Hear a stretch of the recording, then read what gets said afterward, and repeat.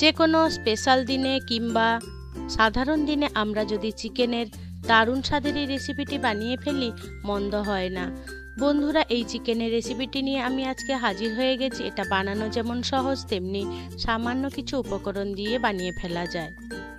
বন্ধুরা, আপনারা যদি আমার মতন বানান আশা করছি আপনাদের খুব ভালো লাগবে। এটা খেতে যেমন সুস্বাদু তেমনি খুব সহজেই বানিয়ে ফেলা যায়। আপনাদের কাছে বিশেষ অনুরোধ রইল আমার এই রেসিপিটি সম্পূর্ণ দেখার জন্য। আজকের রেসিপি হলো চিকেনের ভর্তা। নমস্কার বন্ধুরা, ইজি কুক চ্যানেলে আপনাদের সবাইকে স্বাগত জানাই। চলুন শুরু করছি। আমি এখানে 700 গ্রাম চিকেন নিয়ে নিয়েছি। আপনাদের পরিমাণ অনুযায়ী আপনারা নিয়ে নেবেন।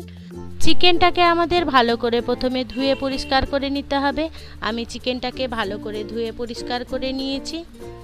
তারপরে আমি গ্যাসের কাছে চলে এলাম। গ্যাসে কড়াই বসিয়ে দিলাম। সেখানে আমি 3 কাপ মতন জল নিয়ে নিয়েছি। তাতে দিয়ে দিলাম দারচিনি, তেজপাতা দিয়ে তারপরে আমি চিকেনগুলো দিয়ে দেবো। চিকেনগুলো ভালো করে দিয়ে লো টু মিডিয়াম আঁচে আমাদের প্রথমে সেদ্ধ করে নিতে হবে। আমি এখানে স্বাদ মতো নুন দিয়ে দিলাম।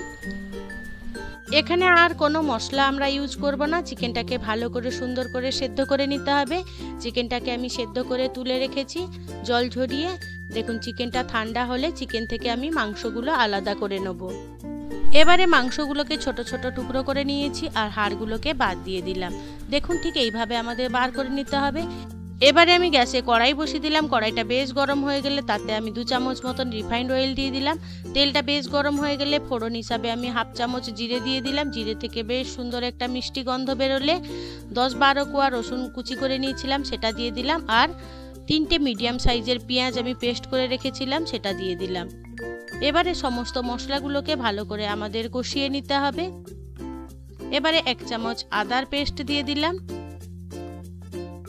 2টো বড় সাইজের টমেটো আমি পেস্ট করে নিয়েছি, সেই টমেটো পেস্টটাও আমি দিয়ে দেবো। এবারে সামান্য নুন দিয়ে দিলাম। যেহেতু মাংসতে আগে নুন দিয়ে সেদ্ধ করেছিলাম সেটা হিসাবে আমাদের দিতে হবে। পরিমাণ মতো হলুদ গুঁড়ো দিয়ে দিলাম। দিয়ে আমাদের মশলাটাকে কষাতে হবে। এবারে কিছু গুঁড়ো মশলা আমি এখানে ব্যবহার করছি। আমি এখানে লঙ্কা গুঁড়ো 2 রকম, জিরে গুঁড়ো, ধনে গুঁড়ো আর গোলমরিচের গুঁড়ো দিচ্ছি। ঝালটা অবশ্য আপনাদের পরিমাণ অনুযায়ী আপনারা বাড়িয়ে বা কমিয়ে নিতে পারেন। এবারে সমস্ত মশলাগুলোকে আমাদের সুন্দর করে কষিয়ে নিতে হবে। যতক্ষণ না মশলার গা থেকে তেল ছেড়ে আসছে ততক্ষণ আমাদের মশলাটাকে কষিয়ে নিতে হবে। বন্ধুরা, আপনারা যদি ফেসবুক থেকে দেখে থাকেন তাহলে আমার এই পেজটিকে লাইক ও ফলো করে দেওয়ার অনুরোধ রইল। আর যেসব বন্ধুরা ইউটিউব থেকে দেখে থাকেন তাহলে আমার এই ক্ষুদ্র চ্যানেলটিকে সাবস্ক্রাইব করে আমার পাশে থাকার জন্য অনুরোধ করছি। আমার সমস্ত মশলা কষানো হয়ে গেছে। এবারে আমি 10-12টা কাজু পেস্ট করে রেখেছিলাম কাজু পেস্ট দিয়ে দিলাম। আবারও সমস্ত উপকরণগুলোকে আমাদের ভালো করে কষিয়ে নিতে হবে। কাজু থেকে কাঁচা গন্ধ যাওয়া পর্যন্ত আমাদের কষাতে হবে। যে কোনো তরকারি যদি আমরা কষিয়ে কষিয়ে রান্না করি তরকারির স্বাদ কিন্তু দারুণ হয়। এবারে একটু মিক্সির জারটা ধুয়ে আমি একটু জল দিয়ে দিলাম। এইভাবে আমাদের সমস্ত মশলা আমাদের কষিয়ে নিতে হবে। এবারে আমি ঢাকা দিয়ে মশলাটাকে আরও কিছুক্ষণ কষিয়ে নেব যতক্ষণ না তেল ছেড়ে আসে। আমি এখানে কিছুটা বাটার দিয়ে দিলাম। এই চিকেন ভর্তা রেসিপিতে বাটারটা কিন্তু অবশ্যই দিতে হবে যাতে চিকেনটা খেতে ভালো লাগে, তাই জন্য আমরা বাটারটা ব্যবহার করব। এবারে আমি যে মাংসগুলো ছাড়িয়ে রেখেছিলাম মাংসগুলো দিয়ে দিলাম। মাংসগুলো দিয়ে আমাদের আবারও কষাতে হবে যাতে মাংসের মধ্যে সমস্ত মশলাগুলো ঢুকে যায় তার জন্য। আর মাংস সেদ্ধ করে রাখার জলটা কিন্তু আমি ফেলিনি। আমি এই তরকারিতে সেই মাংসের জলটা আমি ব্যবহার করব। তরকারি ব্যালেন্স রাখার জন্য আমি এখানে 1/2 চামচ চিনি ব্যবহার করলাম। আপনারা চাইলে ব্যবহার করতে পারেন, নাও করতে পারেন। এবারে আমি মাংস সেদ্ধ করে রাখার জলটা আমি এখানে দিয়ে দিলাম।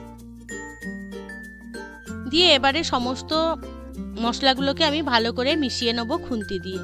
দিয়ে ঢাকা চাপা দিয়ে আমি এটাকে রান্না হতে দেবো। এই চিকেন ভর্তা রেসিপিটি কিন্তু খুব সহজেই বানিয়ে ফেলা যায়। দেখুন, আমার রান্নাটা প্রায় রেডি হয়ে এসেছে। এটা কিন্তু ঝোল ঝোল থাকবে না, একদমই একটু শুকনো শুকনো হবে। এইভাবে নাড়াচাড়া করে আমি রান্না করে নিলাম। দেখুন এইভাবেই আমাদের রান্না করে নিতে হবে। এবারে আমি এটাকে পরিবেশন করে নিয়েছি। বন্ধুরা, আমার এই রেসিপিটি আজকে আপনাদের কেমন লাগলো সেটা কিন্তু কমেন্টে জানাতে ভুলবেন না।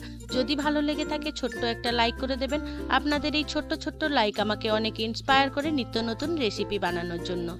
এটা রুটির সাথে দারুণ লাগে খেতে। বন্ধুরা, আপনারা যদি এইটা বানান তাহলে অবশ্য আমাকে কমেন্টে জানাবেন আপনাদের সেটা কেমন লাগলো। বন্ধুরা, আপনারা কোন ধরনের রেসিপি দেখতে চান সেটাও কিন্তু আমাকে কমেন্টে জানাতে ভুলবেন না। আপনাদের কাছে অনুরোধ রইল এই রেসিপিটা অবশ্য একবার ট্রাই করবেন। এবারে আমি সুন্দর করে ডেকোরেশন করে নিলাম। আপনাদের পছন্দ অনুযায়ী আপনারা সেইভাবে ডেকোরেশন করে নেবেন। আপনাদের অসংখ্য অসংখ্য ধন্যবাদ আপনাদের মহামূল্যবান সময় দিয়ে আমার এই ভিডিওটি সম্পূর্ণ দেখার জন্য। আপনারা ভালো থাকবেন, সুস্থ থাকবেন। দেখা হবে পরের কোনো নিত্য নতুন রেসিপিতে। নমস্কার।